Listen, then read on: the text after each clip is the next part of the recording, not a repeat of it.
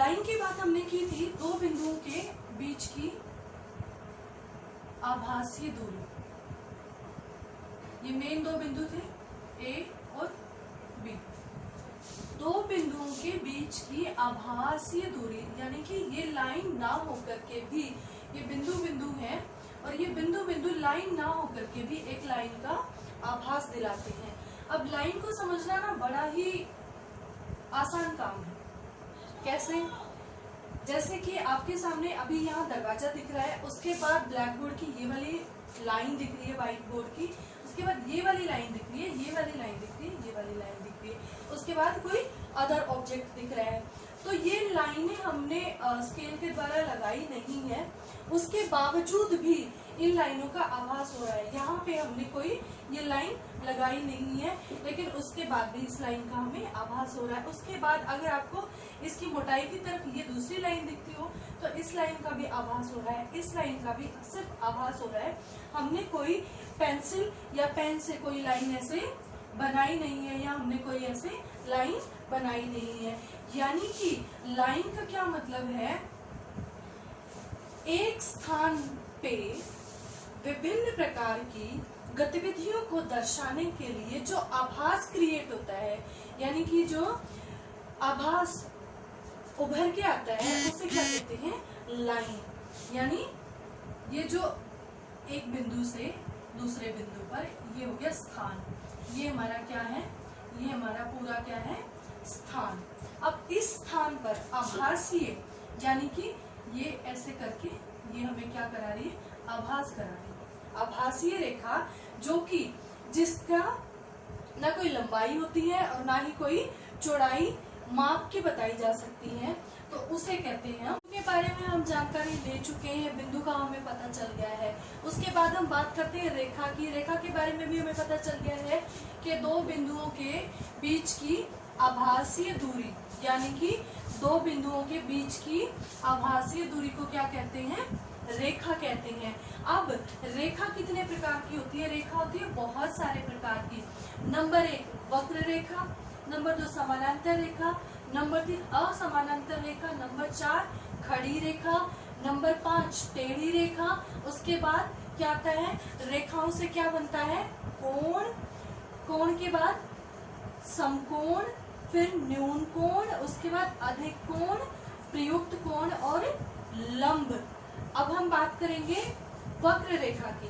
वक्र मतलब टेढ़ी मेढ़ी, वक्रतुंड महाकाय, यानी कि वक्रतुंड टेढ़ी सूंड वाले महाकाय। गणेश जी के बारे में कहा जाता है उनकी जो टेढ़ी सूंड है, वक्र मतलब घूमी हुई, घुमाव लिए हुए, यानी कि ये, इस रेखा को हम क्या कहेंगे, वक्र रेखा। उसके बाद समान अंतर रेखा। जब रेखा होगी, रेखा के बारे में हमने पढ़ लिया ए और बी, ये हो गया ए और बी।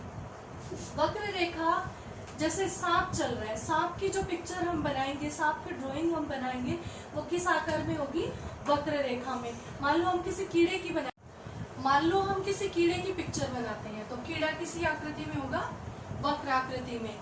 बिल्कुल सीधा तो नहीं होगा, यानी कि ये हो गया पानी का बहाव, हवा का बहाव, सांप, कीड़ा, इन चीजों को, अगर इस तरह की चीजों को हमें दिखाना पड़ गया तो हम किसमें, वक्र रेखा में दिखाएंगे।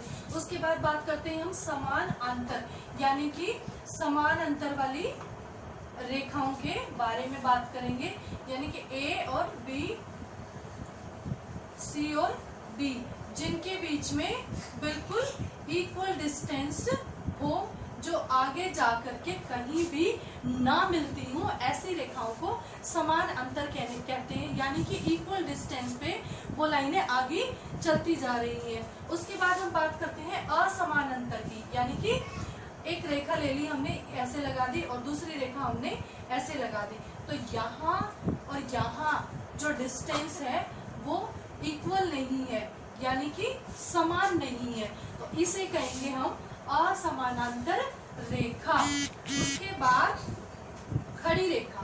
खड़ी रेखा ये है, इसको हम क्या कहेंगे, ये खड़ी रेखा है। अब टेढ़ी रेखा। टेढ़ी रेखा ये इन रेखाओं को हम क्या कहेंगे, टेढ़ी रेखा। टेढ़ी रेखा के बाद हम बात करते हैं कोण की। कोण कैसे बनता है? दो रेखाओं को आपस में जोड़ने से जो योग सामने आता है उसे कहते हैं कोण। जैसे कि ये दो रेखाएं हैं, इनको हम आपस में किसी भी तरीके से जोड़ दें, ए बी और सी, यानी कि एक रेखा ये बी सी और एक रेखा ए बी, तो इनको हमने आपस में जोड़ा तो क्या बन गया?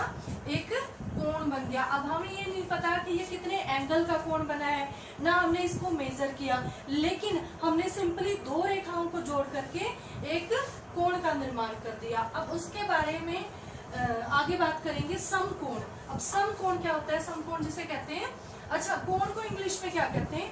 कोण को इंग्लिश में कहते हैं एंगल। उसके बाद हम बात करते हैं समकोण की। समकोण यानी कि राइट एंगल। समकोण, सम मतलब एक सीधी लाइन ली हमने ए और बी, ए और बी के ऊपर हमने प्रकार की सहायता से ऐसे प्रकार किसी भी आकृति में या कितने भी डिस्टेंस पे आप खोल लेंगे, लेकिन उसको एक ही डिस्टेंस पे, इक्वल डिस्टेंस पे एक बार आपने खोल लिया, उसको सेम डिस्टेंस पे बनाए रखना आपका काम होगा। तो ये आपने एक चाप लगा ली। अब यहाँ पर प्रकार की सहायता से जितना खुला हुआ था, यहाँ पर आपने जितनी चाप लगाई थी, उसी चाप को बरकरार रखते हुए आप यहाँ से उठाएंगे, यहाँ ये वाला आपका कोण हो गया। अब यहाँ से आप उठा करके प्रकार की नोक को यहाँ पे इस बिंदु पे रख लेंगे और 3 बराबर हिस्सों में बांट देंगे, यानी कि ये हो गए 3 बराबर हिस्से। अब इसके ऊपर प्रकार की नोक रख के आप ऐसे बांटेंगे और फिर यहाँ पे प्रकार की नोक रख के आप ऐसे बांटेंगे। ये यहाँ पे जो एक बिल्कुल सीधा कोण बन रहा है, ये इस चाप के काटने के बाद ये जो सीधा कोण बनेगा, ये सीधा कोण आपका क्या है? सीधा यानी कि राइट एंगल। सीधा कोण आपका 90 डिग्री का कोण बनेगा, जो कि लंबवत रेखा में होता है। इसे कहते हैं समकोण। और न्यून कोण की अगर बात करें तो न्यून कोण क्या होता है? समकोण से नीचे के कोण को न्यून कोण कहते हैं, जिसे इंग्लिश में एक्यूट एंगल कहा जाता है। अब न्यून कोण इसके यहाँ 90 डिग्री, ये 90 डिग्री का कोण हो गया। 90 डिग्री के नीचे के जितने भी कोण हैं, नीचे मतलब इस हाथ के और ऊपर मतलब इस हाथ के, नीचे के जितने भी कोण हैं, ये जितने भी कोण बनेंगे यहाँ पे, ये सारे न्यून कोण बनेंगे। उसके बाद बात करते हैं, ये हो गया न्यून कोण, ये हो गया समकोण। उसके बाद बात करते हैं हम अधिक कोण, जो कि 90 डिग्री के यहाँ के जितने भी कोण बनेंगे, ये सारे अधिक कोण बनेंगे। उसके बाद पुनर्युक्त कोण यानी कि रिफ्लेक्टिंग एंगल। रिफ्लेक्टिंग एंगल में क्या करेंगे हम? यहाँ तक हमारी बात होगी 180 डिग्री तक, यानी कि 90 इधर और 90 इधर। 90 जमा 90 बराबर है 180, यानी कि 180। अब रिफ्लेक्टिंग कोण नीचे की तरफ देखो, जब सूरज निकलता है, मान लो ये सूरज निकला हुआ है, जब सूरज निकलता है और उस सूरज की परछाई पानी के ऊपर पड़ती है, तो वो क्या करेगी? रिफ्लेक्ट करेगी। या इस सूरज को हम शीशे के सामने लेके जाएंगे तो वो क्या करेगा? रिफ्लेक्ट करेगा, एक प्रतिमा तैयार कर देगा हूबहू उसके जैसी। तो रिफ्लेक्ट कैसे होगा? रिफ्लेक्ट होगा, ये सारी लाइनें नीचे की तरफ जा रही है, यानी कि 90 डिग्री से 0 एंगल से लेकर 180 डिग्री को रिफ्लेक्ट करने वाले, यानी कि नीचे की तरफ जितने भी कोण बनने वाले हैं, वो सारे क्या होंगे? रिफ्लेक्टिव एंगल, यानी कि पुनर्युक्त कोण। पुनर का मतलब दोबारा, युक्त का मतलब बनाए गए, कोण का मतलब कोण। पुनर्युक्त कोण जो कि 180 प्लस 180 इज इक्वल टू 360, जो कि 180 जमा 180 360, यानी कि एक पूरा सर्कल हमने कवर कर लिया। लेकिन सर्कल कवर करने से पहले हम बता दें लंब, यानी कि एक सीधे कोण के ऊपर एक 90 डिग्री का बिल्कुल स्ट्रेट जो लाइन होगी, वो उस लाइन को हम क्या कहेंगे? ए बी और सी, यानी कि ये जो लाइन है हमारी ये वाली। अच्छा, एक बात बताना मैं आप लोगों को भूल गई,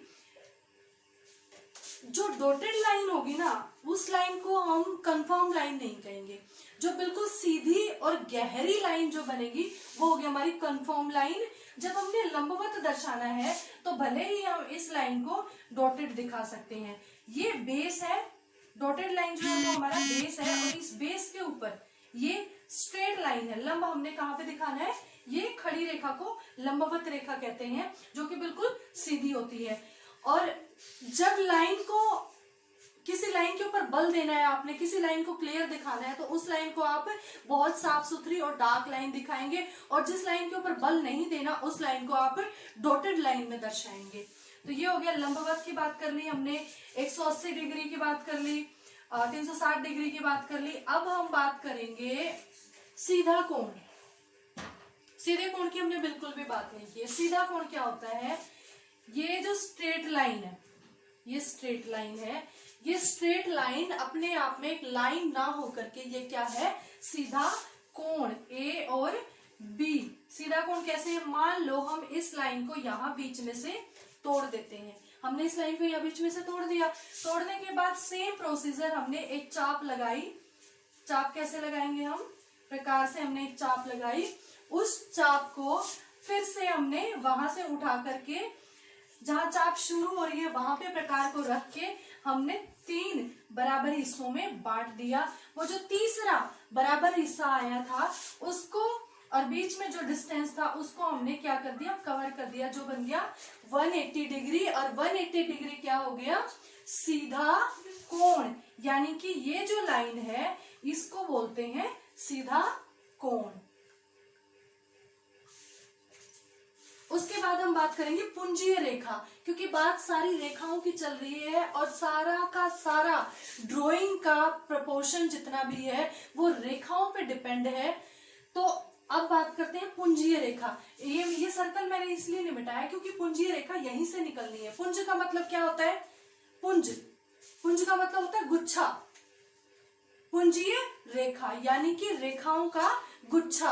रेखाओं का गुच्छा हमें कहाँ नजर आता है, अब हमने बिल्कुल स्टार्टिंग में जब वीडियो शुरू की थी तो हमने गणेश महाराज की बात की थी। गणेश महाराज भगवान जी हैं और भगवान जी के पीछे प्रकाश की कुछ किरणें ऐसे गई हुई होती हैं जो कि चारों तरफ फैली होती हैं। तो उन्हें क्या कहेंगे, ये मान लीजिए हमारा ये ऑब्जेक्ट है और ये यहाँ पे गणेश जी का सिर है, और ये इनके यहाँ से ये जो प्रकाश की रेखाएं, ये जो रेखाएं गई हैं चारों तरफ, इसे कहते हैं पुंजीय रेखा। यानी कि सूरज जब निकलता है तो इस तरह की किरणें, आभासीय किरणें हम दर्शाते हैं सुबह के टाइम में, तो वो क्या है, पुंज, रेखाओं का एक गुच्छा, जो कि किस चीज की निशानी है, प्रसार की, प्रकाश की और विस्तार की निशानी है। तो इन रेखाओं को दर्शाने के लिए कहाँ कहाँ हम प्रयोग करेंगे, जैसे कि हमने सूरज बनाया है या किसी गॉड गॉडेस की हमने पेंटिंग बनाई है, तो वहां हम इन रेखाओं का, पुंजीय रेखाओं का प्रयोग करेंगे। पुंजीय रेखा बनी कहाँ से है, अगर ध्यान से देखा जाए तो पुंजीय रेखाएं कहाँ से बनी है, पुंजीय रेखाओं की शुरुआत हुई है कोण से। समझ रहे हो, कोण के बारे में हमने क्या कहा था कि दो रेखाओं को आपस में मिला दो तो एक कोण का निर्माण होता है। अब अगर उसी कोण के ऊपर हम बहुत सारे अधिक और न्यून कोण बना देंगे तो वो क्या हो जाएगी, पुंजीय रेखा। और पुंजीय रेखा से कौन सी रेखा का निर्माण होता है, प्रसार रेखा और प्रचार रेखा। तो अब तक हमने पढ़ी है रेखाएं, अगले क्लास में हम पढ़ेंगे कोण के बारे में। उसके बाद हम कोण बनाएंगे।